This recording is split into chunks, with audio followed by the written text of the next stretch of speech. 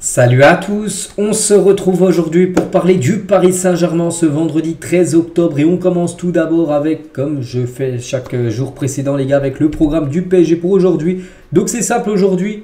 Jour de repos, pas d'entraînement aujourd'hui, ni demain, ni après-demain, reprise de l'entraînement. Lundi, bien sûr, pour les joueurs du PSG non convoqués en sélection.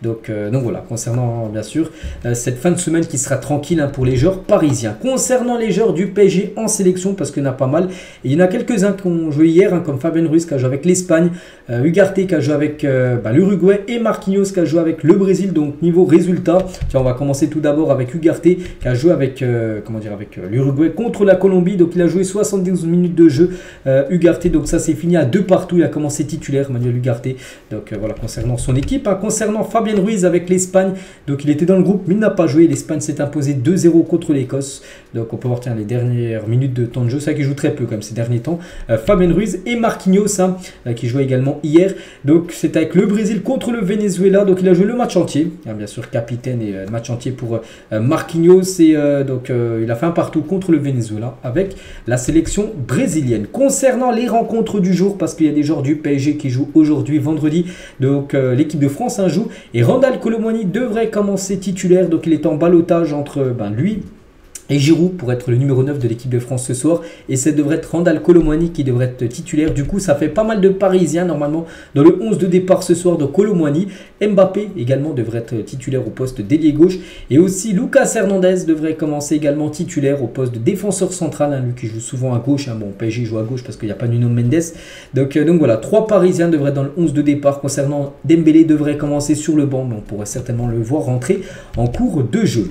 Et Deschamps, les gars, sur la préparation physique de Kylian Mbappé cet été, il a dit: j'ai déjà répondu, la préparation c'est un élément qui a pu amener le fait que son potentiel athlétique ne soit pas à 100%, ça arrive à d'autres, c'est un autre contexte, il donnera le max. Donc voilà, par rapport, parce qu'il est en conférence de presse hier, Deschamps, et par rapport à Mbappé, il a dit que peut-être il n'est pas à 100% par rapport à sa pré-saison. On se souvient que la pré-saison de Mbappé n'a pas été optimale, par exemple il n'est pas allé avec le groupe du PSG au Japon, et pour Deschamps ça se ressent là actuellement, ça se paye, voilà, tout simplement. C'est peut-être pour ça qu'il n'est pas à 100%. C'est peut-être pour ça que sur les 4 derniers matchs avec le PSG, aucun but, aucune passe D pour Kylian Mbappé. En espérant là que cette trêve internationale lui fasse du bien, Kylian Mbappé, qu'il soit bon ce soir, qu'il soit bon aussi lors du prochain match contre l'Écosse, et qu'il revienne bien sûr en forme pour les prochains matchs parisiens. Et toujours avec Deschamps, je discute régulièrement avec lui. Kylian a besoin de tranquillité. Il est là, il fait partie de l'équipe qui a un objectif bien précis. Vous parlez beaucoup de lui, il est suffisamment grand pour se protéger. Donc voilà ce qu'a pu dire le sélectionneur français sur l'attaquant Kylian Mbappé. Et Tchouaméni, donc un joueur que le PSG voulait recruter, c'était l'année dernière, bref il est parti au Real. Lui aussi il est en conférence de presse et il a parlé de Kylian Mbappé. Il est très souriant comme d'habitude, on ne voit pas de problème. Chaque joueur a des situations différentes en club, on sait le joueur qu'il est. Il a montré qu'il est à un très haut niveau aux entraînements. Donc voilà, maintenant on sait que voilà, c'est un top buteur, Kylian Mbappé, ce qu'il lui faut. Il joue au foot pour les buts, tout ça. C'est pour ça que ce soir ce serait bien qu'il marque un Kylian Mbappé, ça serait bien, surtout pour le PSG bien sûr, son club qui va l'accueillir bien sûr d'ici quelques jours. Et le giga attaque de Ronald Koeman, le sélectionneur néerlandais pour Kylian Mbappé avant France-Pays-Bas. Donc journaliste lui a dit donc, quel est le résultat maximum pour nous sur ce match? Il a dit: c'est gagné si j'y crois, oui bien sûr. Et est-ce que leur équipe, donc c'est le journaliste qui disait ça par rapport à l'équipe de France, est-ce que leur équipe est plus développée que la nôtre? Voilà, le journaliste néerlandais qui disait ça. Donc vous savez, j'ai aussi vu le match entre le PSG et Newcastle, et Kylian Mbappé a joué ce match. Donc en gros il dit que le PSG était favori par rapport à Newcastle. On sait ce qui s'est passé. Donc en gros il veut que ce soir ça soit le même genre de match, que les Pays-Bas, qui n'est pas favori contre l'équipe de France, en gros fassent le même match lors du match Newcastle-PSG, où le PSG avait sombré, même Mbappé. Donc voilà ce qu'a dit Koeman tout simplement. C'était en conférence de presse hier, le sélectionneur néerlandais, avant ce Pays-Bas-France prévu ce soir. Et le bilan quand même de Mbappé face aux équipes dirigées par Koeman, parce qu'il a envoyé un pic quand même sur Kylian Mbappé, Koeman. Alors n'oubliez pas, Mbappé les gars, c'est 3 matchs contre les équipes de Koeman, donc l'équipe néerlandaise, aussi le Barça qu'il avait affronté en Ligue des Champions pour 6 buts quand même pour Mbappé, et une passe D contre les nations, les clubs ou les pays tout simplement que Koeman a dirigé. Et toujours avec Kylian Mbappé, pour quasiment finir avec lui, donc avant d'affronter les Pays-Bas, Mbappé reste sous pression mais n'est pas inquiet, parce qu'il le sait que là il est dans une mauvaise période, mais il faut juste qu'il fasse un bon match, qu'il soit une fois buteur, puis après on le sait, s'il va rebondir très rapidement, Kylian Mbappé. On continue les gars, on va parler aussi d'Achraf Hakimi, parce que hier soir, il y avait le tirage au sort de la CAN et le groupe d'Achraf Hakimi avec le Maroc pour la CAN 2024.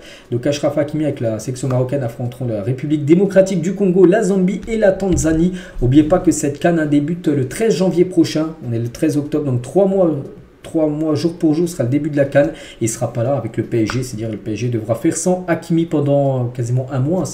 Il peut aller jusqu'en finale le 11 février, ce qu'on espère pour lui bien sûr. Donc on lui enverra bien sûr beaucoup de force parce que voilà, ça débute dans 3 mois cette Coupe d'Afrique des Nations.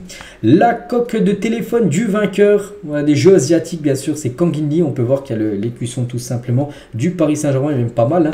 Donc voilà, c'est sa coque de téléphone. Donc lui aussi on a hâte de le revoir du côté de Paris, il devrait revenir là, tiens, la semaine prochaine, comme tous les autres joueurs actuellement en sélection. Des nouvelles cas de Christophe Galtier, ancien coach du PSG, je l'ai dit, avec je connaîtrai son nouveau club, je vous le dirai, c'est officiel, on l'a appris hier. Il devient officiellement le nouvel entraîneur de Al Douaï du côté du championnat qatari. Donc on lui souhaite bonne chance à l'ancien coach du Paris Saint-Germain. On va parler de Xavi Simons et l'avenir de Xavi Simons au PSG pour être lié à celui de Kylian Mbappé. Luis Campos trouve que Xavi Simons évolue dans la même zone que le français, tandis que le néerlandais a besoin de temps de jeu pour continuer sa progression.